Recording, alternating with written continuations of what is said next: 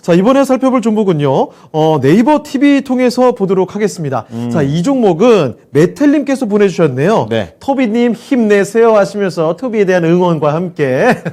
자, 그리고 이 종목이 S51이 들어와 있습니다. 네. 자, S51 93,000원에 7%. 여쭤보셨는데, 뭐, S51 뿐만 아니라 이렇게 정유 대표적인 종목들 요즘에 많이 거론이 되고 있죠. 그렇죠. 왜냐면 국제유가가 굉장히 많이 올랐습니다. 거의 80달러 중반까지 예. 올라가서 거의 고가 수준이기 때문에 그렇습니다. 같은 뭐 원자재라든지 요즘 네. 굉장히 많이 올라가고 있죠. 최근에 뭐 지정학적 리스크, 뭐 네. 공항이나 그 석유 생산 시설에 뭐 폭탄도 떨어지고 난리도 아니죠. 그렇죠. 지금 올라가는 이슈는 경기 회복과 관련된 건 아니고 약간 그쪽에 네. 좀 더 가깝죠. 자, 게다가 뭐 앞으로도 오를 것이다 이런 전망들 많이 나오는데 그래서 거론이 이렇게 되고 있는데 문제는 이런 질문이세요. 네. 네털님께서는요.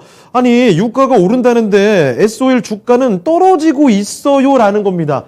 말씀해 주신 대로 사실 뭐 오늘도 그렇고 어제도 그렇고 좀 충격을 받는 모습이 나타나는데 네. 자, 그럼 과연 S51 지금부터 어떻게 봐야 되는지 살펴보겠습니다. 자, 이광무 전문가님, S51 갖고 계시는데, 아니, 유가가 오른다는데 주가 왜 떨어집니까? 라는 질문입니다. 어떻게 보세요? 일단 이제 그동안에는 이제 금리에 대해서 좀 취약했기 때문에 주가가 좀 못 갔다라고 생각을 하고 있고요. 네, 다만 이제 이 실적만큼은 상당히 좀 안정적인 모습을 보여줬던 것이 정유화학 기업들입니다. 보통은 이제 지금 현재 고유가 흐름이 있기 때문에 정유주들을 또 긍정적으로 볼 수가 있겠고요. 그리고 물동량에 대한 부분들이 여전히 유효하기 때문에 계속해서 이제 한때 낮았던 정유가에 대한 정제 마진에 대한 수혜가 나올 것 같고요. 그리고 이제 향후에 아직까지는 턴어라운드에 대한 부분들은 나오지는 않고 있지만은 석유화학 제품에 대한 이 턴어라운드 시장을 예상해 본다라면은 정유 기업들은 추가적으로 상승할 수 있지 않을까 생각을 합니다. 그런데 이제 이 석유화학 기업들이 턴어라운드 할 때까지는 조금 시간이 좀 필요한 상태인데요. 저는 충분히 이 정유주들은 바닥을 좀 잡았다라고 생각을 합니다. 더군다나 이제 앞으로 보다 더 적극적인 이 경기 회복에 대한 사이클을 지켜갈 것으로 보고 있기 때문에 저는 정유주들 지금 접근하시는 거 괜찮다라고 생각이 되고요.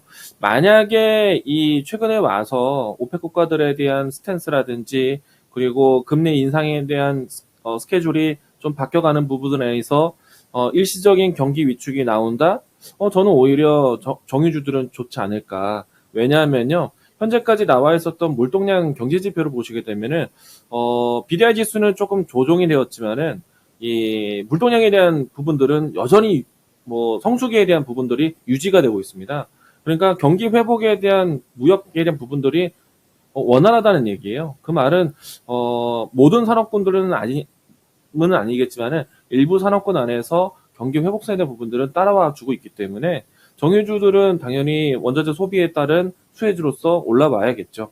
그리고 제가 봤을 때에는 오펙 국가들에 대한 스탠스 자체가 올해 1분기 때까지는 바뀌진 않을 거예요. 그렇기 때문에 지금 현재 주가 위치로 봤을 때는 적어도 2분기 때까지는 1분기에 대한 실적을 반영할 수 있는 2분기 때까지는 정유주들에 대한 움직임들이 살아있지 않겠는가라고 생각이 되고요.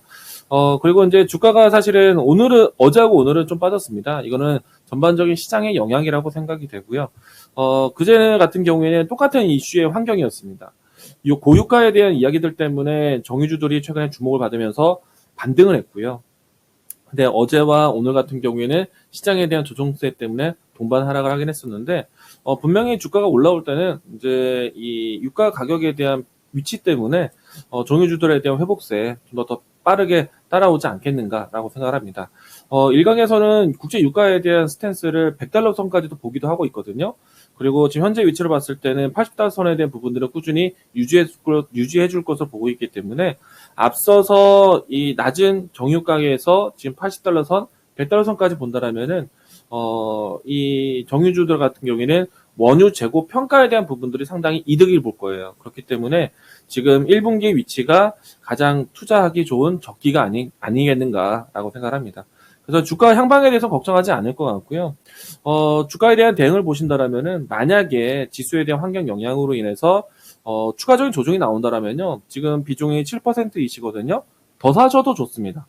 S51 기준으로 봤을 때는 85,000원 라인 때 이 위치까지 조정이 되어진다라면 저는 오히려 더 살 수 있다. 라고 이야기 드리고 싶고요. 그리고 이 종목에 대한 기간을 본다라면은 목표 가격을 갖고 가기보다는 2분기 때까지 들고 가는 전략 이야기 드리고 싶습니다.